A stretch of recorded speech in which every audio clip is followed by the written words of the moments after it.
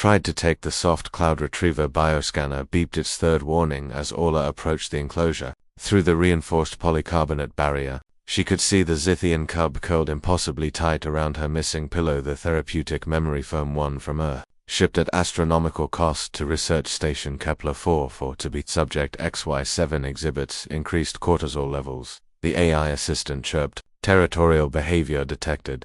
I can see that, Orla muttered, pressing her palm against the scanner. The cub's 6 eyes snapped open simultaneously, bioluminescent pupils contracting to pinpoints. A low rumble emanated from its thorax, not quite a growl, but close enough to make Orla's spine stiffen. Jackson appeared beside her, tablet in hand, his expression caught between amusement and professional concern. Day 3 of the Great Pillow Hostage Crisis. Should we update the expedition logs? This isn't funny, Orla said, though her lips twitched. That pillow cost me 2 months' salary, and more importantly, I need the data from the embedded sensors. The pillow wasn't just comfort, it was equipment. Woven into its fabric were microsensors designed to monitor human sleep patterns in 0.87 gravity, tracking everything from REM cycles to cellular regeneration rates. The Interstellar Health Commission required the data quarterly. Her next report was due in 72 hours. Jackson zoomed in on his tablet, studying the cub's vital signs. Fascinating.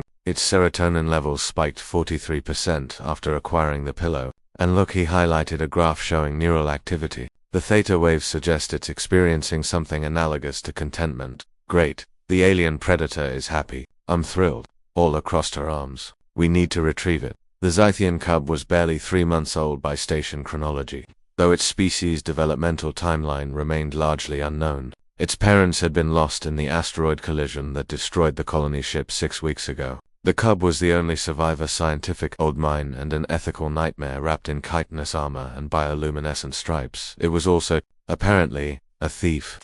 I tried the food distraction protocol this morning, Jackson said. It barely glanced at the protein cubes. Then Engineer Kowalski attempted retrieval. He pulled up security footage on his tablet. Orla watched as the burly engineer approached the enclosure with a long grasper arm. The moment the tool touched the pillow, the cub's entire body tensed. Its mandibles flared, revealing rows of crystalline teeth. The sound it made, recorded at 127 decibels, had sent Kowalski stumbling backward, pale despite his dark complexion. It called the pillow something, Jackson said, rewinding to enhance the audio. Through the static, Orla could hear it, a rhythmic pattern of clicks and subsonic pulses. Aria translated. Closest phonetic approximation, soft cloud. Xenolinguistic analysis suggests possessive attachment combined with security-seeking behavior. Orla's irritation wavered. She'd studied the preliminary reports on Zithian psychology. Their young bonded intensely, with specific textures during critical developmental periods. A survival mechanism on their ice moon, homeworld where finding warmth meant the difference between life and death. Her pillow, with its adaptive thermal properties and yielding surface, had accidentally become the perfect substitute for whatever the cub had lost. The ethical committee won't approve sedation for retrieval, Jackson said quietly, not after the Tau Ceti incident, and the pillow's current location wedged between the cub's ventral plates makes extraction without cooperation ... problematic. Orla stared at the small creature. It watched her back, all 6 eyes tracking her movements with predatory precision. But there was something else there too, something that transcended species loss, loneliness, the desperate grip of a child, clinging to the only comfort in a hostile universe. She made a decision. Aria, what's the fabrication lab's current queue? 3 projects ahead of priority requests. Estimated wait time, 14 hours. Bump me up. Authorization, Orla Reeves, Xenobiology lead. I need a duplicate pillow manufactured exact specifications. Same thermal properties, same density, but omit the sensors. Jackson's eyebrows rose. You're going to let it keep the pillow? I'm going to attempt an exchange. Orla pulled up her personnel file, downloading the sensor data specifications to our isolated drive. The pillow's already compromised cub saliva contains enzymes that have probably degraded half the sensors anyway, but I can submit manually collected sleep data. It'll take longer, but it's within protocol margins.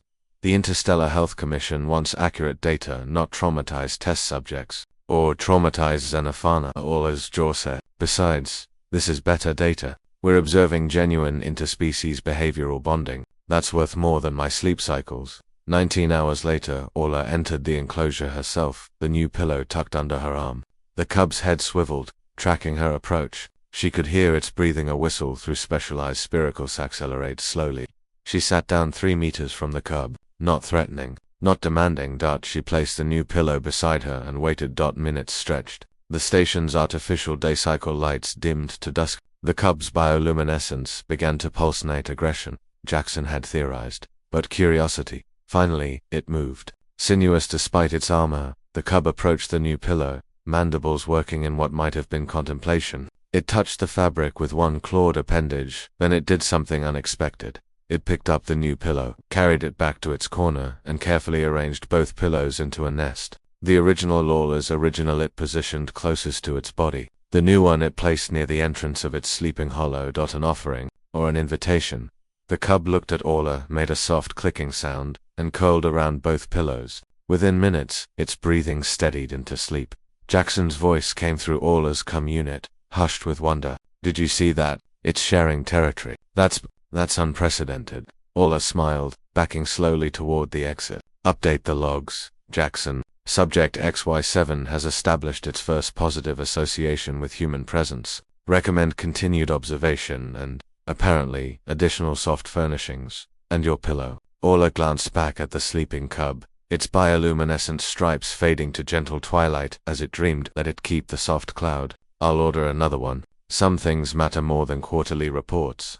The enclosure sealed behind her with a soft hiss. Through the barrier, she could just make out the cub's form. Wrapped in comfort, it had claimed as its own a small predator, learning that not everything in the universe wanted to take from it. Sometimes, understanding meant letting go.